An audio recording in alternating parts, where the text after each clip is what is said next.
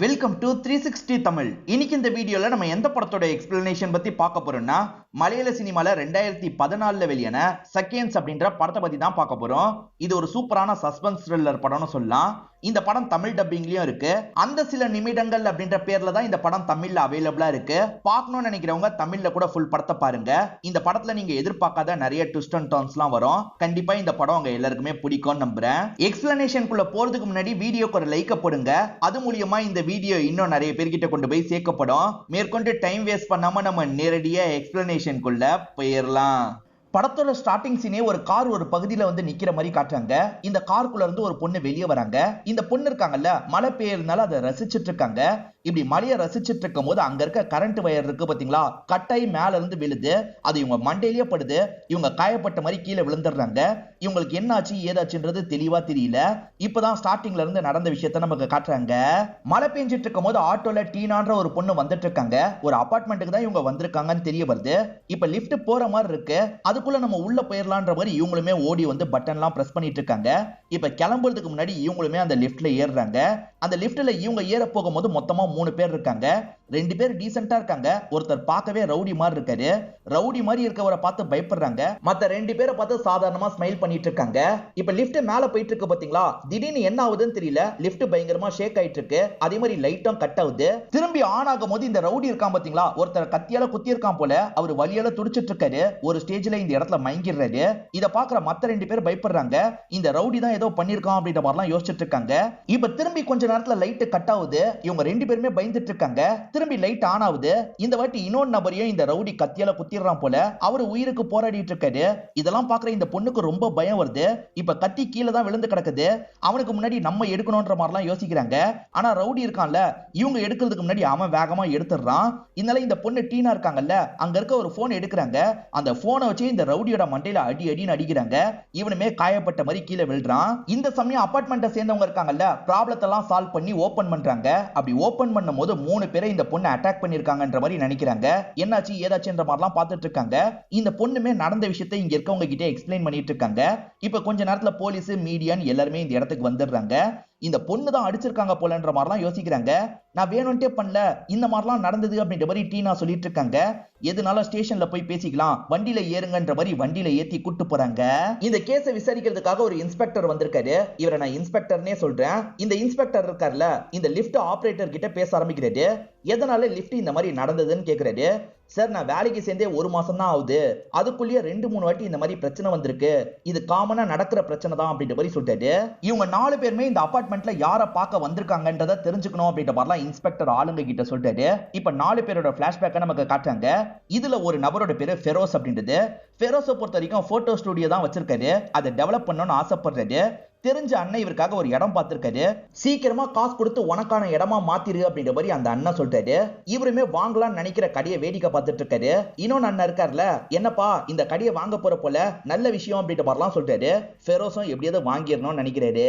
அந்த 4 பேர்ல ரவுடி மாதிரி ஒருத்தரை காமிச்சாங்கல்ல, அவரோட பேரு தம்பி அப்படின்றது. தம்பியை பொறுத்த வரைக்கும் சினிமா பாட்டை கேட்டுக்கிட்டே படுத்து தூங்கிட்டு இருக்காரு. இவரோட குழந்தை அழுவுறத கூட கண்டுக்க மாட்டாரு. சுத்த பொறுப்பே இல்லாதவர்னு தெரிய வருது. இவரோட ஒய்ஃபும் பயங்கரமா திட்டுறாங்க. வேலை வெட்டிக்கு போய் 4 காசு தரலாம்ல அப்படின்ற மாதிரிலாம் கேட்குறாங்க. இவர் ஒய்ஃப் சொல்றதை கவனிக்கவே மாட்டாரு. ஆக்சுவலா ஒய்ஃபோட தங்கச்சி இந்த இடத்துல தான் இருக்காங்க போல. அந்த தங்கச்சியை சைட் அடிச்சிட்டு இருக்காரு. இதை பாக்குற ஒய்ஃபுமே கோவப்படுறாங்க. நீ எதுக்கு நீ வெளியே நிக்கிற, உள்ள போன்ற மாதிரிலாம் தங்கச்சி அனுப்புறாங்க. இந்த தம்பியை பொறுத்த வரைக்கும் அடிதடி வேலை எல்லாம் பாக்குறாருன்ற மாதிரி காட்டுறாங்க. அதே மாதிரி எப்ப பாரு ட்ரக்ஸ் எடுத்துட்டு இருக்க மாதிரியும் காட்டுறாங்க. இப்ப டீனாவை பத்தி நமக்கு காட்ட ஆரம்பிக்கிறாங்க. டீனாக்கு அசீனான்ற ஒரு ஃப்ரெண்ட் இருக்காங்க. இவங்க 2 பேருமே ஒரு ஜுவல்லரி ஷாப்ல தான் வேலை பார்த்துட்டு இருக்காங்க. இன்னைக்கு புது பிரான்ச்சை வேற ஓபன் பண்ண போறாங்க. சீக்கிரமா எந்திரிச்சு கிளம்பிட்டு இருக்காங்க. இந்த டீனா ரொம்ப விளையாட்டுத்தனமான ஆள் போல. இப்ப பக்கத்து ரூம்ல இருக்க பொண்ணுங்களாம் தூங்கிட்டு இருக்காங்க. இவங்க என்ன பண்றாங்கன்னா, வேணும்ட்டே கிளாஸ் தூக்கி போடுறாங்க. அந்த சவுண்ட்ல எல்லாருமே முழிச்சிடுறாங்க. அதை பார்த்து இவங்க சிரிச்சுக்கிட்டே இவங்க ரூமுக்கு ஓடுறாங்க. 3 பேரை பத்தி காமிச்சிட்டாங்கல்ல, இப்ப 4வது நபரை பத்தி காட்டுறாங்க. இவர் பேரு வீரமணி அப்படின்றது. இவரோட ஒய்ஃப் பேரு பார்வதி அப்படின்றது. இப்ப பேப்பர் தரவர் இருக்காருல, காசை வாங்குறதுக்காக வந்திருக்காரு. காசுக்கு பதிலா ஒரு இன்சூரன்ஸ் போட்டுக்கோங்கன்னு வீரமணி சொல்லிட்டாரு. சார், எப்ப பாரு இன்சூரன்ஸ் பத்தி தான் பேசுவீங்களா, எனக்கு இன்சூரன்ஸ்லாம் தேவையில்லைன்ற மாதிரி அந்த நபரும் இங்க இருந்து கிளம்புறாரு. இப்ப வீரமணியும் பொண்ணை கூட்டிட்டு பால் வாங்குறதுக்காக போயிட்டு இருக்காரு. ஒரு வீட்டுல ஒரு பூனை இருக்கும், அது குட்டி போட போகுது அப்படின்றது இந்த பொண்ணுக்கு தெரிய வருது. அப்பா, நான் பார்க்க போறேன்ற மாதிரி இங்க இருந்து கிளம்பிடுறா. சரி, நம்ம மட்டும் பால் வாங்க போலான்ற மாதிரி இவருமே கடைக்கு வந்துடுறாரு. கடையில இருக்கவங்க கிட்டயும் இன்சூரன்ஸ் போடுங்கன்ற மாதிரிலாம் சொல்லிட்டாரு. சார் எப்ப பாரு இதே தான் சொல்லுவீங்களா, எங்களுக்கு இன்சூரன்ஸ்லாம் தேவையில்லை சார், கிளம்புங்கன்ற மாதிரி சொல்றாங்க. இவருமே ஜாலியா தான் எடுத்துக்கிறாரு, இங்க இருந்து கிளம்புறாரு. ஃபெரோஸை பொறுத்த வரைக்கும் அப்பா அம்மா இறந்து போயிருப்பாங்க, தாத்தா பாட்டி தான் இவரை வளர்த்துட்டு இருக்காங்க. தாத்தா பாட்டி சீக்கிரமா கல்யாணம் பண்ணிக்கணும்னு சொல்லிட்டாங்க. ஆனா ஃபெரோஸ் இன்னும் செட்டில் ஆகலன்னு நினைக்கிறாரு. சீக்கிரமா சொந்த கடையை ஆரம்பிக்கணும், அதுக்கப்புறம் தான் கல்யாணத்தை பத்தி என்னால யோசிக்க முடியும்ன்ற மாதிரி சொல்லிட்டாரு. தாத்தா பாட்டியும் சரின்ற மாதிரி ஏத்துக்கிறாங்க. டீனாவோட அம்மா அடிக்கடி கால் பண்ணி காசை ரெடி பண்ணுன்ற மாதிரி சொல்லுவாங்க. ஏன்னா பினான்சியலா இவங்க குடும்பம் ரொம்ப கஷ்டத்துல இருக்காங்க போல. டீனாவை பொறுத்த வரைக்கும் வேற ஒரு நல்ல வேலை பார்க்கலான்ற மாதிரிலாம் ஐடியா வச்சுட்டு இருக்காங்க. ஃப்ரெண்டுமே உனக்கு எவ்வளவுதான் கடன் இருக்கு என்கிட்ட சொல்லுன்ற மாதிரிலாம் கேக்குறாங்க. ஏன் சொன்னா அந்த கடன்லாம் நீ அடைச்சிருவியா அப்படின்ற மாதிரி இவங்க கேக்குறாங்க. ஃப்ரெண்டோட முகமே மாறிடுது. நான் அப்படி சொன்னேன்னு கோச்சுக்காத, என் பிரச்சனையை நானே பார்த்துப்பேன், அதை பத்திலாம் நீ கவலைப்படாத அப்படின்ற மாதிரி ஃப்ரெண்டானா அசீனா கிட்ட சொல்றாங்க. அசீனாவும் சரின்ற மாதிரிலாம் ஏத்துக்கிறாங்க. இப்ப தம்பியும் ரோட்ல சும்மா சுத்திட்டு இருக்க மாதிரி நமக்கு காட்டுறாங்க. புதுசா ஒரு இன்ஸ்பெக்டர் இந்த ஏரியாவுக்கு வந்திருக்காரு.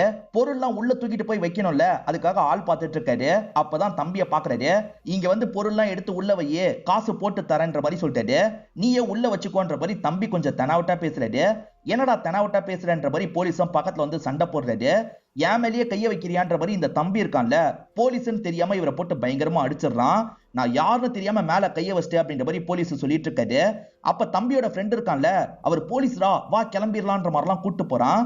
தம்பிக்கும் அடிபட்டிருக்கும், அதுக்கான ட்ரீட்மெண்ட் பாக்குறதுக்காக தான் வந்திருக்காரு. தையல் போடணும் அப்படின்ற மாதிரி சொல்லிட்டாங்க.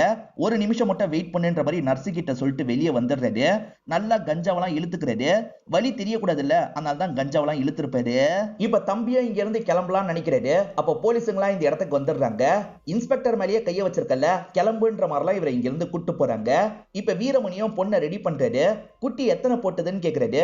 இந்த பொண்ணுமே கணக்கெல்லாம் சொல்லிட்டு இருக்கா. இப்ப பொண்ணை ரெடி பண்ணிடுறாரு. இவருமே ஆபீஸ்க்கு கிளம்பலாம்னு நினைக்கிறாரு. ஒய்ஃப் வாசல் வரைக்கும் வந்து வழி அனுப்புறாங்க. இவர் பொண்ணை டிராப் பண்ணிடுறாரு. இவரோட வேலைக்கு கிளம்பலான்னு கிளம்புறாரு.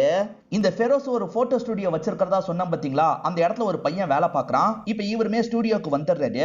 இவர் ஒரு இடத்துல பென்ட்ரைவ் வச்சிருப்பாரு, அது மிஸ் ஆகுது. டே பென்ட்ரைவ பாத்தியான்ற மாதிரி இந்த பையன் கிட்ட கேக்குறாரு. நான் தான் எடுத்துட்டு போய் வேற ஒரு இடத்துல வச்சேன்ற மாதிரி இவன் சொல்றான்.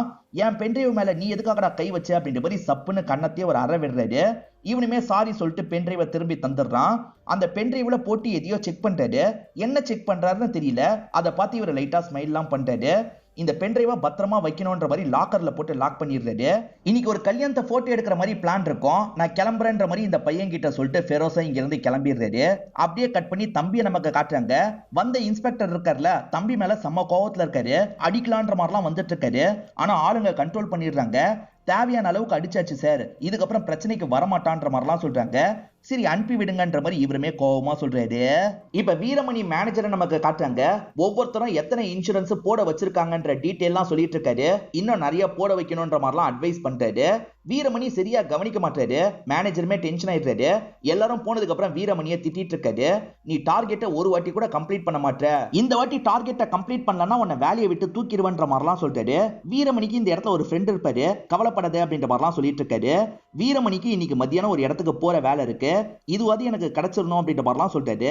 வீரமணிக்கு வேலை போயிடுமான்ற மாதிரி லைட்டா பயம் இருக்கு. இதை புரிஞ்சுக்கிற ஃப்ரெண்ட் இருக்கார்ல, எனக்கு தெரிஞ்ச ஒரு சைக்கியாட்ரிஸ்ட் டாக்டரை பார்த்துட்டு போ, நீ பெட்டரா ஃபீல் பண்ணுவேன்ற மாதிரி சொல்றாரு. வீரமணியும் சரின்ற மாதிரி ஏத்துக்கிறாரு. அப்படியே கட் பண்ணி நகை கடை ஓப்பனிங்க நமக்கு காட்டுறாங்க. நிறைய பெரிய ஆளுங்களா இந்த இடத்துக்கு வந்திருக்காங்க. மகாதேவன் ஒருத்தர் வந்திருக்காரு. இவர் பொலிட்டீஷியன், அதே சமயம் டைரக்டரா இருப்பாரு. இவர் தான் முக்கியமான கெஸ்ட் போல. இந்த இடத்துல இவருமே கட் பண்ணி ஓபன் பண்ணிடுறாரு. இந்த இடத்துல டீனா இருக்காங்கல்ல, பயங்கரமா வியாபாரம் பண்றாங்க. எல்லார்கிட்டயும் ரொம்ப ஜோவியலா பேசிட்டு இருக்காங்க. இதெல்லாம் எபின்ற ஒரு பிசினஸ் மேன் கவனிச்சிட்டு இருக்காரு. இவருக்குமே சொந்தமா நகை கடலாம் இருக்கும். நீங்க ரொம்ப நல்லா வேலை பாக்குறீங்க, நீங்க என்னோட கடைக்கு வந்தா நான் கொஞ்சம் சந்தோஷப்படுவேன், நீங்க வரத பத்தி யோசிங்கன்ற மாதிரிலாம் கொஞ்சம் ஃப்ளோட் பண்ற மாதிரி பேசுறது. இவர் பயங்கரமா வலியறாருல. இவர் கார்டு தந்துட்டு போனோனே இவங்க கார்டை கசக்கி தூக்கி போடுறாங்க. இவங்களோட பாஸ் இருக்கார்ல, அந்த எபி உங்ககிட்ட பேசினதை பார்த்தேன், அவன் சரியான ஆள் இல்லம்மா, நீ அவனை நம்பிலாம் எங்கேயும் போகாதன்ற மாதிரி சொல்றாரு. எனக்கு புரியுது சார், நான் பாத்துக்கிறேன்ற மாதிரி இவங்களுமே சொல்றாங்க. ஒரு கோயில்ல வச்சு 2 பேருக்கு கல்யாணம் நடந்துட்டு இருக்கு. ஃபெரோஸ் அந்த இடத்துக்கு வந்து அந்த போட்டோ எல்லாம் எடுத்துட்டு இருக்காரு. மாப்பிள்ளை முகத்துல சுத்தமா சந்தோஷமே இல்ல. பொண்ணே தைரியமா இருக்கா, நீ ஏன்டா பயப்படுற அப்படின்ற மாதிரி மாப்பிள்ளைய பார்த்து கேக்குறாரு. ஆக்சுவலா வீட்டு எதிர்த்து தான் இவங்க கல்யாணம் பண்றதுக்கு முடிவு பண்ணிருக்காங்க. பொண்ணோட அண்ணனை நினைச்சா பயமா இருக்குன்ற மாதிரி மாப்பிள்ளை சொல்றாரு. எவன் வந்தாலும் நான் பாத்துக்கிறேன்ற மாதிரிலாம் ஃபெரோஸ் சொல்றாரு. இப்ப கரெக்டா பொண்ணோட அப்பாவும் பொண்ணோட அண்ணனும் இந்த இடத்துக்கு வந்துடுறாங்க. கல்யாணத்தை நிறுத்துறதுக்காக பிரச்சனை பண்ற மாதிரிலாம் வராங்க. ஃபெரோஸ் பிரச்சனை எல்லாம் வேணான்ற மாதிரி தள்ளி கூட்டு வந்துடுறாரு. தேவையில்லாம இதுக்கு நடுவுல நீ வராத கிளம்புன்ற மாதிரி சொல்றாங்க. ஆனா ஃபெரோஸ் கேட்க மாட்டாரு. அந்த அண்ணன் ரொம்ப பிரச்சனை பண்ற மாதிரிலாம் பண்றாரு. ஃபெரோஸ் கோவத்துல அடிச்சிடுறாரு. என் மேலேயே கை வச்சிட்டல, உன்னை கவனிச்சுக்கிறேன்ற மாதிரி அண்ணன் வார்னிங் கொடுத்துக்கிட்டே போறாரு. டீனாவும் வேற வேலைக்கு போலான்னு நினைக்கிறாங்க. அதனால கசிக்கு போட்ட கார்டு எடுத்துடுறாங்க. எபிக்கு கால் பண்ணி பேசுறாங்க. 3 மடங்கு சம்பளம் அதிகமா தரதா சொல்லிட்டாரு. உடனே என்னோட பிளாட்டுக்கு வான்ற மாதிரி சொல்லிட்டாரு. இவங்களுமே போலான்ற மாதிரிலாம் யோசிக்கிறாங்க. இப்ப ஃப்ரெண்ட் ஹசீனா இருக்காங்கல்ல, என்ன விஷயம்ன்ற மாதிரி கேக்குறாங்க. இவங்க ஹசீனா கிட்ட இதெல்லாம் சொல்ல விரும்பல. அதெல்லாம் ஒண்ணும் இல்ல, சும்மாதான் அப்படின்ற மாதிரிலாம் சொல்லிட்டு இருக்காங்க. வீரமணியை பொறுத்த வரைக்கும் தான் ஒரு ஃபெயிலியரு, தான் சொதப்ப மட்டும் தான் செய்வோம், நல்லா எதுவுமே செய்ய மாட்டோம்ன்ற ஃபீலிங்ல இருக்காரு. இதை புரிஞ்சுக்கிட்ட டாக்டர் இருக்காருல, இவருக்கு ஏத்த மாதிரி பேசுறாரு. நீங்க அப்படி நினைக்காதீங்க, எல்லார்கிட்டயும் தைரியமா பேசுங்க, கண்டிப்பா நீங்க நினைச்சது நடக்கும்ன்ற மாதிரிலாம் சொல்லிட்டாரு. நீங்க முதல்ல கொஞ்சம் ரிலாக்ஸ் பண்ணும், நடுவுல ஒரு சினிமா பார்க்கறதுக்காக போங்க, அதுக்கப்புறம் உங்க கிளைண்ட்டை போய் மீட் பண்ணுங்கன்ற மாதிரி சொல்றாரு. சரி டாக்டர் அப்படின்ற மாதிரி இவருமே இங்க இருந்து கிளம்புறாரு. இவர் சினிமா பார்த்துட்டு போக சொன்னார்ல, அதனால வீரமணியும் ஒரு சினிமா தியேட்டருக்கு வந்துடுறாரு. உட்காந்து படம்லாம் பாக்குறாரு. தம்பிக்காக போன் வந்திருக்கு. ஒரு சின்ன பையன் இருக்கான்ல, அண்ணா உங்களுக்கு போன் வந்திருக்குன்ற மாதிரி சொல்றான். இவருமே யாரு என்னன்னு கேட்கறதுக்காக போன் அட்டன் பண்ணி பேசுறாரு. இவர் யார்கிட்ட பேசுறாரு அப்படின்றத தெளிவா நமக்கு காட்ட மாட்டாங்க. இப்ப டீனா இருக்காங்கல்ல, சார் அம்மாக்கு திடீர்னு உடம்பு முடியலையா, நான் உடனே கிளம்பணும்ன்ற மாதிரி பர்மிஷன் கேக்குறாங்க. சரி போயிட்டு வான்ற மாதிரி இவரும் அனுப்பி வச்சிடுறாரு. இப்ப ஃபெரோஸ் கடையில இருக்க பையன் இருக்கான்ல, 2 பொண்ணுங்க கிட்ட பயங்கரமா ஃபிளர்ட் எல்லாம் பண்ணிட்டு இருக்கான். அப்பதான் ஃபெரோஸ் இந்த இடத்துக்கு வராரு. காசு வாங்கிட்டு போட்டோவை எடுத்து தரலாம்னு நினைக்கிறாரு. அதுல ஒரு பொண்ணு ரொம்ப அழகா திரியுறாங்க. சினிமால உங்களுக்கு இன்ட்ரெஸ்ட் இருக்கா, வேணா நான் சில டைரக்டர் கிட்ட எல்லாம் போட்டோவை தரேன்ற மாதிரிலாம் சொல்லிட்டாரு. இன்ட்ரெஸ்ட்லாம் இல்லன்ற மாதிரி அவங்க போட்டோ வாங்கிட்டு இங்க இருந்து கிளம்பிடுறாங்க. இப்ப ஃபெரோஸும் எங்கேயோ கிளம்ப போறாரு போல. இங்க இருக்க பையன் கிட்ட சொல்லிட்டு கிளம்ப ஆரம்பிக்கிறாரு. இப்ப டீனா ஆட்டோல ஒரு இடத்துக்கு வந்துட்டு இருக்காங்க. அந்த ஆட்டோக்கு நடுவுல வீரமணி பைக்ல வராரு. யோ பார்த்து போக மாட்டியான்ற மாதிரி ஆட்டோ டிரைவர் திட்டுறாரு. வீரமணியும் சாரி கேட்டுட்டு போறாரு. நமக்கு 4 பேரை மாத்தி மாத்தி காமிச்சாங்க பாத்தீங்களா, அவங்க 4 பேருமே ஏறக்குறைய இதே அபார்ட்மெண்ட்டுக்கு தான் வந்துட்டு இருக்காங்க. முதல்ல ஜென்ஸ் 3 பேருமே லிஃப்ட்ல ஏறிடுறாங்க. கடைசியா தான் டீனா இருக்காங்கல்ல, ஓடி வந்து பட்டனை பிரஸ் பண்றாங்க. லிஃப்ட் ஸ்டார்ட் ஆக முன்னாடியே இவங்களுமே அந்த லிஃப்ட்டுக்குள்ள ஏறுறாங்க. இங்கதான் படத்தோட இன்ட்ரோல போடுறாங்க. டீனாவை பொறுத்த வரைக்கும் தம்பியை போட்டு அடி அடின்னு அடிச்சிருப்பாங்க. இவங்க அடிச்ச அடியில தம்பி இறந்தே போயிடுறாரு போல. இப்ப தம்பி ஃபேமிலியை சேர்ந்தவங்க எல்லாம் பயங்கரமா ஃபீல் பண்ணிட்டு இருக்காங்க. மீதி 2 பேரோட கண்டிஷன்ல வீரமணி ஓரளவுக்கு பெட்டரா இருக்காரு. ஆனா ஃபெரோஸ் இருக்கார்ல, ரொம்ப சீரியஸான கண்டிஷன்ல இருக்காரு. ஃபெரோஸோட தாத்தாவும் பாட்டியும் பயங்கரமா ஃபீல்லாம் பண்ணிட்டு இருக்காங்க. ஃபெரோஸும் வீரமணியும் மகாதேவன் ஒருத்தரை பாக்குறதுக்காக தான் போயிருக்காங்கன்னு போலீஸ்க்கு தெரிய வருது. இப்ப போலீஸுங்க இருக்காங்கல்ல, டீனா கிட்ட விசாரிக்கிறதுக்காக உட்கார வச்சிருக்காங்க. நீங்க யாரை பாக்குறதுக்காக அந்த அபார்ட்மெண்ட்டுக்கு வந்தீங்கன்ற மாதிரி கேக்குறாங்க. எபின்னு ஒருத்தரை பாக்குறதுக்காக தான் வந்தன்ற மாதிரி இவங்க சொல்றாங்க. எதுக்காக 3 பேரையும் அட்டாக் பண்ணீங்கன்ற மாதிரி இன்ஸ்பெக்டர் கேக்குறாரு. சார் 2 பேர் அந்த ரவுடி தான் அட்டாக் பண்ணா, என் உயிரை காப்பாத்திக்கிறதுக்காக தான் அந்த ரவுடியை நான் அட்டாக் பண்ணேன், நான் வேணும்ட்டே எதுவுமே பண்ணல, புரிஞ்சுக்கோங்க அப்படின்ற மாதிரிலாம் இவங்க சொல்லிட்டு இருக்காங்க. சரி எபியை பாக்குறதுக்காக எதுக்காக வந்தீங்க, தெளிவா சொல்லுங்கன்ற மாதிரி கேக்குறாரு. இவங்களுமே நடந்த விஷயத்தெல்லாம் சொல்லிட்டு இருக்காங்க. அதை எபி கிட்ட கன்ஃபார்ம் பண்ணோம்ல, அதனால எபியை உட்கார வச்சு இன்ஸ்பெக்டர் பேச ஆரம்பிக்கிறாரு. என்ன நடந்தது தெளிவா சொல்லுங்கன்ற மாதிரி எபி கிட்ட கேக்குறாரு. எபியோ நடந்த விஷயத்த சொல்லிட்டாரு, ஆனா கொஞ்சம் வேற மாதிரி சொல்லிட்டாரு. அவங்க கிட்ட இருந்து கால் வந்திருக்கோம், இவருமே 3 மடங்கு சம்பளம் அதிகமா தரேன், வந்துருங்கன்ற மாதிரிலாம் சொல்லியிருப்பாரு. சரி சார் அப்படின்ற மாதிரி ஏத்திருப்பாங்க. நீங்க இந்த நாள் நேரடியா என்னோட ஷாப்க்கே வந்துருங்கன்ற மாதிரி சொல்லிட்டாரு. ஆனா அவங்க இருக்காங்கல்ல, இல்ல சார் இன்னைக்கே பிளாட்ல வந்து உங்களை நான் மீட் பண்றேன், உங்களை பார்த்து பேசணும் அப்படின்ற மாதிரிலாம் சொல்லியிருப்பாங்க. ரொம்ப வற்புறுத்துறதுனால இவரும் சரி வாங்கன்ற மாதிரி சொல்லியிருப்பாரு. டீனாவை பொறுத்த வரைக்கும் அவர் கூப்பிட்டு தான் போனேன்னு சொல்லியிருப்பாங்க. ஆனா எபியை பொறுத்த வரைக்கும் அவங்க தான் வாண்டடா வந்தாங்கன்ற மாதிரி சொல்லியிருப்பாரு. 2 பேர்ல யார் சொல்றது உண்மைன்ற மாதிரி அசிஸ்டன்ட் கேக்குறாங்க. கண்டிப்பா இந்த பொண்ணு சொல்றது தான் உண்மையா இருக்கும், இந்த ஆளு வர சொல்லியிருப்பான். ஒரு பொண்ணை பிளாட்டுக்கு வர சொன்னது வெளியே தெரிஞ்ச அசிங்கம் இல்ல, அதனாலதான் இப்ப பாலிஷா வேற மாதிரி மாத்தி சொல்றான் அப்படின்ற மாதிரிலாம் இன்ஸ்பெக்டர் சொல்லிட்டாரு. அதே சமயம் ஒரு பொண்ணுக்கு கல்யாணம் ஆச்சுல, அந்த பொண்ணோட அப்பாவையும் அண்ணனையும் வர வச்சிடுறாரு. நீங்க தான் ஃபெரோஸ் மேல கோவத்துல இருந்திருக்கீங்க, நீங்க தானே பிளான் பண்ணி இந்த அட்டாக்கை ஏற்பாடு பண்ணீங்கன்ற மாதிரி கேக்குறாரு. சார் சத்தியமா நாங்க பண்ணல சார், தங்கச்சிக்கு வேற ஒரு பையன் கூட கல்யாணம் பண்ணி வச்சதுனால எங்களுக்கு கோவம் இருந்தது உண்மைதான், ஆனா அந்த கோவத்துக்காக கொலை பண்ற அளவுக்குலாம் நாங்க யோசிக்கவே இல்லைன்ற மாதிரி சொல்லிட்டாங்க. இப்ப இன்ஸ்பெக்டர் மகாதேவன் கிட்ட பேசுறதுக்காக வந்துடுறாரு. ஃபெரோஸ் உங்களை தான் பாக்குறதுக்கு வந்திருக்காரு, ஏன்ற மாதிரி கேக்குறாரு. சார் நான் டைரக்டர், உங்களுக்கே தெரியும்ல, போட்டோஸ்லாம் எடுக்கிறதுக்கு நான் ஃபெரோஸை யூஸ் பண்ணுவேன், அந்த மாதிரி என்கிட்ட பேசுறதுக்காக தான் ஃபெரோஸ் வந்திருக்கான்ற மாதிரி சொல்லிட்டாரு. வீரமணியை பொறுத்த வரைக்கும் இன்சூரன்ஸ்க்காக கேட்டுக்கிட்டே இருப்பாரு. சரி இந்த நேரம் வாங்கன்ற மாதிரி இவர் தான் அப்பாயின்மெண்ட் தந்திருப்பாரு. பார்த்தா இப்படி ஆயிடுச்சு அப்படின்ற மாதிரிலாம் மகாதேவன் சொல்லிட்டாரு. சரி சார் ஃபெரோஸ் ஓகேவா தானே இருக்கான்னு கேக்குறாரு. இல்ல சார் ஃபெரோஸ் ரொம்ப சீரியஸா இருக்காருன்ற மாதிரிலாம் இன்ஸ்பெக்டர் சொல்லிட்டாரு. இப்ப மகாதேவனும் இங்க இருந்து கிளம்புறாரு. அப்படி கிளம்பி போகும்போது லைட்டே இவர் சிரிக்கிறாரு. இவர் ஏதோ தப்பு பண்ணிருக்காரு போல. இங்கதான் ஒரு பிளாஷ்பேக்கை நமக்கு காட்ட ஆரம்பிக்கிறாங்க. ஃபெரோஸ் இருக்கார்ல, மகாதேவனை பார்க்க வைக்கிறதுக்காக ஸ்னேகான்ற ஒரு பொண்ணை கூட்டு வந்திருக்காரு. இந்த ஸ்னேகாவும் உங்க கூட சேர்ந்து ஒரு போட்டோ எடுத்துக்கணும்னு கேக்குறாங்க. இவர் சரின்ற மாதிரி ஏத்துக்கிறாரு. சினிமா சான்ஸ் கிடைக்குமான்ற மாதிரி கேக்குறாங்க. வாய்ப்பு வரப்ப சொல்றேன், இப்ப இல்லன்ற மாதிரிலாம் இவர் சொல்றாரு. சரி கிளம்பலான்ற மாதிரி ஃபெரோஸும் ஸ்னேகாவும் கிளம்பலாம்னு நினைக்கிறாங்க. ஆனா ஃபெரோஸோட பைக் ஸ்டார்ட் ஆக மாட்டேங்குது. இதை கவனிச்சிட்டு இருக்க மகாதேவன் இருக்கார்ல, கொஞ்ச நேரத்துல நானும் கிளம்ப போறேன், சேர்ந்தே போலான்ற மாதிரி சொல்றாரு. 3 பேருமே சேர்ந்த மாதிரி தான் கார்ல வந்துட்டு இருக்காங்க. திடீர்னு பார்த்தா கார் ஒரு இடத்துல பிரேக் டவுன் ஆயிருது. டயர் மாத்தணும்ன்ற நிலைமையா இருக்கும். ஃபெரோஸ் நானே மாத்துறேன்ற மாதிரி இந்த இடத்துல மாத்திர வேலையெல்லாம் பண்ணிட்டு இருக்காரு. ஸ்னேகா மட்டும் காரை விட்டு இறங்கி கொஞ்சம் முன்னாடி போயிட்டு இருக்காங்க. இதுதான் படத்தோட ஸ்டார்டிங் சீனா நமக்கு காமிச்சிருப்பாங்க. ஒரு ஸ்டேஜ்ல ஃபெரோஸ் இருக்கார்ல, டயர்லாம் ரெடி பண்ணிடுறாரு. ஸ்னேகாவை போய் கூட்டு வரலான்ற மாதிரி கூப்பிடுறதுக்காக போறாரு. இப்ப கொஞ்ச நேரத்துல பதட்டமா கார் கிட்ட வந்துடுறாரு. கார் எடுத்துட்டு வேகமா இங்க இருந்து கிளம்புறாரு. பின்னாடி இருக்க மகாதேவனும் என்னாச்சு அப்படின்ற மாதிரிலாம் கேட்கிறாரு. இவருமே நடந்த விஷயத்தை பத்தி சொல்றாரு. ஆக்சுவலா மேல இருக்க வயர் அருந்து இவங்க மேல விழுந்திருக்கும். அதுல இவங்க இறந்து போயிருப்பாங்க. அதனாலதான் வேகமா போயிட்டு இருக்கன்ற மாதிரி ஃபெரோஸ் சொல்றாரு. நடந்ததுல நம்ம தப்பு என்ன இருக்கு, நீ முதல்ல அந்த இடத்துக்கு வண்டியை விடு, எதுனாலும் நம்ம பாத்துக்கலான்ற மாதிரி சொல்றாரு. ஃபெரோஸா சரின்ற மாதிரி ஏத்துக்கிறாரு. இப்ப காரை திருப்புறாரு. இவங்க 2 பேருமே அந்த இடத்துக்கு வராங்க. ஆனா அதுக்குள்ள கூட்டம் கூடிருது. இந்த பொண்ணு யாரு, மேல இருந்து வயர் இடிச்சுதான் இந்த மாதிரி ஆயிருக்கு போலன்ற மாதிரி இங்க இருக்கவங்களும் பேசிக்கிறாங்க. இப்ப பொலிட்டிக்கல் பார்ட்டில மீட்டிங் மாதிரிலாம் நடக்குது. மகாதேவனை பொறுத்த வரைக்கும் பொலிட்டீஷியனா இருந்துகிட்டே சினிமா வேலை எல்லாம் பாக்குறாருல, நீங்க இந்த வேலை பார்க்கறத கொஞ்சம் நிறுத்துங்க, எலெக்ஷன் முடிகிற வரைக்கும் கவனமா இருக்கணும்ன்ற மாதிரி எல்லாருமே சொல்றாங்க. சரின்ற மாதிரி மகாதேவனுமே இந்த இடத்துல ஏத்துக்கிறாரு. எந்த ஒரு கெட்ட பேரும் வராம பாத்துக்கணும் அப்படின்ற மாதிரிலாம் யோசிக்கிறாரு. இது எல்லாத்தையும் வெளியே இருந்து இந்த ஃபெரோஸ் கவனிக்கிறாரு. ஃபெரோஸ் இருக்கார்ல, நல்ல வேலை ஸ்னேகாவோட சாவுல நம்ம பேர் அடிப்படல, உங்க பேர் அடிப்பட்டா உங்களுக்கு எலெக்ஷன்ல பிரச்சனை வரும்ல அப்படின்ற மாதிரிலாம் கேக்குறாரு. நீ இப்ப எதுக்காகடா அதை பத்தி எல்லாம் பேசிட்டு இருக்க, அந்த ஸ்னேகா பொண்ணு அநியாயத்துக்கு இறந்து போயிட்டா, அவ வீட்டுக்கு இந்த காசை மட்டும் தந்துரு, ஒரு அண்ணனா தர மாதிரி தந்துரு அப்படின்ற மாதிரிலாம் சொல்றாரு. ஃபெரோஸுக்காக ஒரு அண்ணன் தான் கடை பார்த்து தந்திருப்பாரு. டோக்கன் அட்வான்ஸ் மட்டும் தான் தந்திருக்க, சீக்கிரமா காசை தாப்பா, அப்படி இல்லைன்னா கடை உன்னோட கையை விட்டு போயிடும்ன்ற மாதிரிலாம் இந்த அண்ணா சொல்றாரு. இப்ப காசுக்கு என்ன பண்றது அப்படின்ற மாதிரி ஃபெரோஸ் பயங்கரமா யோசிக்கிறாரு. ஆக்சுவலா அந்த மகாதேவனும் அந்த ஸ்னேகாவும் சேர்ந்து போட்டோ எடுத்தாங்க பாத்தீங்களா, அந்த போட்டோவோட காப்பி இவங்கிட்ட தான் இருக்கு. இதை வச்சு மகாதேவனை மிரட்டினா என்னன்ற மாதிரிலாம் யோசிக்கிறான். இந்த போட்டோவை தான் பென்ட்ரைவ்ல இவன் வச்சிருப்பான். இப்ப ஃபெரோஸும் மகாதேவனை பாக்குறதுக்காக வீட்டுக்கு வந்துடுறான். இவனுக்கு கடைக்கு நிறைய காசு தேவைப்படுது இல்ல, அதை தந்தீங்கன்னா நல்லா இருக்கும்ன்ற மாதிரி கேட்கறான். அவ்வளவு காசுலாம் தர முடியாதுன்ற மாதிரி இவர் சொல்றாரு.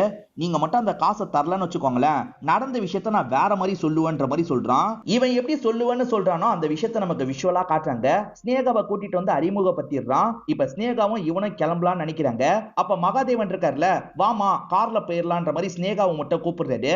சார் என்ன நம்பி வந்திருக்கா, தனியெல்லாம் விட மாட்டேன், நானும் கார்ல வரேன்ற மாதிரி சொல்றான். அப்படிதான் இவங்க 3 பேருமே வந்துட்டு இருந்திருப்பாங்க. காரு பஞ்சர் ஆயிருக்கும். இவனுமே சரி பண்ற வேலையை பாக்குறான். அந்த சமயம் இவரு மட்டும் ஸ்னேகாவை கொஞ்சம் தள்ளி கூட்டு போறாரு. அப்படி தள்ளி கூட்டு போனவர் கொஞ்ச நேரத்துல தனியா வராரு. சார் ஸ்னேகா எங்கன்ற மாதிரிலாம் இவன் கேட்கறான். ஸ்னேகா இறந்து போயிட்டா, என் கூட வந்ததை பத்தி யாருக்கிட்டையும் சொல்லக்கூடாது அப்படின்ற மாதிரிலாம் இவர் சொல்றாரு. இந்த மாதிரிதான் நான் போலீஸ் கிட்ட சொல்லுவேன்ற மாதிரி சொல்றான். கோவப்பட்ட மகாதேவனை எதுக்காகடா இந்த மாதிரி பண்ற அப்படின்ற மாதிரிலாம் இவனை போட்டு அடிக்கிறாரு. நீ சொல்றதெல்லாம் போலீஸ் நம்ப மாட்டாங்கன்ற மாதிரி மகாதேவன் சொல்றாரு. கண்டிப்பா இந்த போட்டோவை பார்த்தா நம்புவாங்கன்ற மாதிரி இவன் போட்டோவை காட்டுறான். இவருமே ரொம்ப பயப்படுறாரு. ஒழுங்கா காசை தாங்க, இந்த பிரச்சனையை முடிச்சுக்கலாம், அப்படி இல்லைன்னா போலீஸ் கிட்ட போவேன்ற மாதிரி சொல்றான். இவர் இருக்கார்ல, நீ யார்கிட்ட போகணுமோ போ, நான் பாத்துக்கிறேன்ற மாதிரி சொல்லிட்டாரு. அப்புறம் உங்களோட விருப்பம், நான் 1 வாரம் வெயிட் பண்றேன், அதுக்குள்ள நல்ல முடிவா சொல்லுங்கன்ற மாதிரி இவன் கிளம்புறான். இவன் கிளம்பலான்னு நினைக்கும் போதுதான் மகாதேவனோட ஒய்ஃபும் குழந்தைங்களும் வராங்க. இவனுமே சகஜமா அவங்க கிட்ட பேசிட்டு போறான். அவன் இந்த மாதிரிலாம் சொல்லிட்டு போயிட்டான்ல, மகாதேவனுக்கு வேலையே ஓட மாட்டேங்குது, என்ன பண்றது அப்படின்ற மாதிரிலாம் யோசிக்கிறாரு. இந்த மகாதேவனுக்கு சலீம்னு ஒரு ரவுடியை தெரியும் போல. அந்த சலீமுக்கு கால் பண்ணி பேசுறாரு. ஒருத்தன் இந்த மாதிரி என்ன மிரட்டிட்டு இருக்கான், அவன் கதையை எப்படியாவது முடிக்கணும், அதுல கொஞ்சம் கூட என்னோட பேரை வெளியே வரக்கூடாது, அதுக்கேத்த மாதிரி ஆளை வச்சு கதையை முடின்ற மாதிரிலாம் சொல்லிட்டாரு. சரி சார் நான் பாத்துக்கிறேன்ற மாதிரி சலீமும் இந்த வேலையை எடுத்துக்கிறாரு. இப்ப கதை பிரசன்ட்டுக்கு வருது. டீனாவை சந்தேகப்பட்டு இன்ஸ்பெக்டர் விசாரணை பண்ணாரு பாத்தீங்களா, இவங்க தப்பு பண்ணல போலன்ற மாதிரி இன்ஸ்பெக்டர் அனுப்பி வச்சிருப்பாரு. இப்ப ஹாஸ்டல்ல மேடம் எல்லாரையும் உட்கார வச்சு பேசிட்டு இருக்காங்க. திரும்ப திரும்ப டீனா கிட்ட நடந்த விஷயத்தையே கேட்காதீங்க, டீனா ஏற்கனவே ரொம்ப கஷ்டத்துல இருந்து வந்திருக்கா அப்படின்ற மாதிரிலாம் சொல்லிட்டாங்க. பொண்ணுங்களும் சரின்ற மாதிரி ஏத்துக்கிறாங்க. ரூம்மேட் ஹசீனா இருக்காங்கல்ல, நீ படுத்து ரெஸ்ட் எடு அப்படின்ற மாதிரி ரூமை விட்டு வெளியே போயிடுறாங்க. இப்ப ஹசீனா போனோன்னா இவங்களோட ரியாக்ஷன் லைட்டா மாறுது. இவங்க வேணும்ட்டே ஏதாவது பண்ணிருக்காங்களா என்னன்றது தெரியல. வீரமணி நாளுக்கு நாள் கொஞ்சம் கொஞ்சமா பெட்டர் ஆகிக்கிட்டே வராரு. இப்போ ஒய்ஃப் இவருக்கு சாப்பாடுலாம் ஊட்டி விட்டுட்டு இருக்காங்க. அப்பதான் இன்ஸ்பெக்டர் விசாரணை பண்றதுக்காக வராரு. அதாவது வீரமணியோட டெய்லி ஆக்டிவிட்டியை கேட்கிறாரு. அந்த நாள் என்னெல்லாம் பண்ணீங்கன்ற மாதிரி கேட்கிறாரு. வீரமணியும் நடந்த விஷயத்தெல்லாம் சொல்லிட்டாரு. அதுக்கப்புறம் தான் மகாதேவனை பார்க்கறதுக்காக போனேன், இது நடந்தது அப்படின்ற மாதிரிலாம் சொல்லிட்டாரு. சரின்ற மாதிரி இன்ஸ்பெக்டருமே ஏத்துக்கிறாரு. மகாதேவன் சொன்ன விஷயத்த சலீம் பக்காவா பண்ணிடுறாரு. ஆனா யாரை வச்சு இந்த விஷயத்த பண்ண அப்படின்ற மாதிரி மகாதேவன் ரொம்ப ஆச்சரியமா கேட்கிறாரு. சலீமும் யாரை வச்சு பண்ணாரு அப்படின்றத சொல்ல ஆரம்பிக்கிறாரு. வேற யாரை வச்சும் பண்ணிருக்க மாட்டாரு, வீரமணியை வச்சுதான் பண்ணிருப்பாரு. வீரமணியை பொறுத்த வரைக்கும் இன்சூரன்ஸ் ஏஜென்ட் மாதிரி நடிச்சிட்டு இருப்பாரு. குடும்பத்தை ஏமாத்துறதுக்காக தான் இந்த மாதிரி நடிச்சிட்டு இருப்பாரு. மத்தபடி கொலை பண்றது தான் இவரோட வேலையா இருக்கும். இன்னைக்கு மத்தியானம் ஒரு சம்பவம் பண்ண போறோம், காலையில நம்ம ஆக்டிவிட்டிலாம் ரொம்ப நார்மலா இருக்கணும்னு நினைச்சிருப்பாரு. மேனேஜர் கிட்ட திட்டு வாங்கியிருப்பாரு. ஃப்ரெண்டு டாக்டரை ரெஃபர் பண்ணிருப்பாரு. அந்த டாக்டர் கிட்டயும் இவர் போயிருப்பாரு. டாக்டர் படம் பார்க்க சொன்னார்ல, இவர் தியேட்டருக்கு வந்து படம் பார்த்திருப்பாரு. இப்ப பிளானோட அடுத்த ஸ்டெப்பை இவர் எக்ஸிக்யூட் பண்றாரு. ஆக்சுவலா தம்பிக்கு கால் பண்ணது இவரா தான் இருப்பாரு. இவர் யாரோ பேசுற மாதிரி பேசுறாரு. ஒருத்தனை அடிக்கணும், உனக்கு 30,000 ரூபாய் தரேன், வேலையை பக்காவா பண்ணணும், இத பத்தி டீட்டெயிலா பேசணும், இந்த பிளாட்டுக்கு வந்துருன்ற மாதிரி சொல்றாரு. சரி சரி வரன்ற மாதிரி தம்பியும் ஏத்துக்கிறாரு. வீரமணி பிளான் என்னன்னு பாத்தீங்கன்னா, ஃபெரோஸ் கதையை முடிச்சு அதுல தம்பியை மாட்டி விடலாம் அப்படின்ற மாதிரி தான் யோசிக்கிறாரு. ஃபெரோஸ் கடையில இருந்து கிளம்புறதை இவர் வாட்ச் பண்ணிட்டு இருக்காரு. அதே சமயம் தம்பியும் கிளம்பிட்டு இருக்காரு. அவங்க ரெண்டு பேரையும் ஃபாலோ பண்ணிக்கிட்டே இவருமே கிளம்பிட்டு இருக்காரு. 3 பேருமே லிப்டுக்குள்ள போனோன்ற மாதிரிலாம் யோசிக்கிறாரு. இவரோட பிளான் எல்லாமே கரெக்டா போயிட்டு இருக்கு. அப்பன்னு பார்த்து குறுக்க இந்த கௌஷிக் வந்தான்ற மாதிரி டீனா வந்துடுறாங்க. இப்ப டீனா வேகமா பட்டன்லாம் பிரஸ் பண்ணி லிப்டுக்குள்ள நுழையிறாங்க. என்ன இவ வேற நுழையிறான்ற மாதிரி இவர் ஷாக்க வராரு. சரி வேற எப்படியாவது பேலன்ஸ் பண்ணலான்ற மாதிரிலாம் யோசிச்சிருப்பாரு. இப்ப கதை பிரசன்ட்டுக்கு வந்துருது. வீரமணி நாளுக்கு நாள் பெட்டர் ஆகிக்கிட்டே இருக்கிறதா சொன்ன பாத்தீங்களா, டாக்டர் இன்னைக்கு நீங்க வீட்டுக்கு கிளம்பலாம் அப்படின்ற மாதிரிலாம் சொல்லிட்டாரு. இப்ப டாக்டர் கிளம்பும் போது ஃபெரோஸ்க்கு என்னாச்சுன்ற மாதிரி இவர் கேட்கிறாரு. சாரி ஃபெரோஸை காப்பாற்ற முடியல அப்படின்ற மாதிரி டாக்டர் சொல்லிட்டாரு. இதை கேட்டு வீரமணியும் உள்ளுக்குள்ள பயங்கரமா சந்தோஷப்படுறாரு. ஃபெரோஸ் இறந்து போயிட்டார்ல, அவரோட வீட்டுல இறுதி சடங்கு நிகழ்வுலாம் நடந்துட்டு இருக்கு. எதுவுமே தெரியாத மாதிரி மகாதேவன் அந்த இடத்துக்கு வராரு. அவருக்கு மரியாதை எல்லாம் செலுத்திட்டு அங்கிருந்து கிளம்புறாரு. சலீமே உனக்கு எவ்வளவு காசு தரணும், நான் காசை அனுப்பி விடுறேன் அப்படின்ற மாதிரிலாம் போன்ல பேசுறாரு. தம்பியை பொறுத்த வரைக்கும் F15 பிளாட்டுக்கு தான் போக போறன்ற மாதிரி ரெஜிஸ்டர்ல எழுதியிருப்பான். ஆனா F15 பிளாட்டை பொறுத்த வரைக்கும் கடைசி 3 மாசமா க்ளோஸ்ல தான் இருக்கும். சோ பேருக்கு தான் அந்த பிளாட்டோட பேரை எழுதியிருக்கான் சார். வேற ஏதோ ஒரு பிளானோட தான் அந்த அபார்ட்மெண்ட்டுக்கு வந்திருக்கான். செம்ம கஞ்சா போதையில இருந்திருக்கான். இவங்க 2 பேரை கத்திய வச்சு குத்திருக்கான். அந்த பொண்ணு அடிச்சு சாவடிச்சிருக்கா. இதான் நடந்திருக்கு அப்படின்ற மாதிரி இன்ஸ்பெக்டர் கேஸை க்ளோஸ் பண்ணிடுறாரு. ஆனா உண்மையில வீரமணி தான் F15 பிளாட்டுக்கு வான்ற மாதிரி சொல்லியிருப்பாரு. வீரமணியை பொறுத்த வரைக்கும் வீட்டுல அப்பாவி மாதிரிலாம் நடிப்பாரு. இப்ப வீரமணி கோயிலுக்கு போக போறதா சொல்லிட்டாரு. ஒய்ஃபு மாமியார்னு எல்லாருமே இவரை வழி அனுப்பி வைக்கிறாங்க. இவருமே கோயிலுக்கு போறதுக்காக பஸ்ஸுக்கு வெயிட் பண்ற மாதிரி வெயிட் பண்ணிட்டு இருக்காரு. ஆனா வர பஸ்ல இவர் ஏற மாட்டாரு. பஸ் போனதுக்கு அப்புறம் பின்னாடியே ஒரு கார் வருது. அந்த கார்ல தான் இவர் ஏறுறாரு.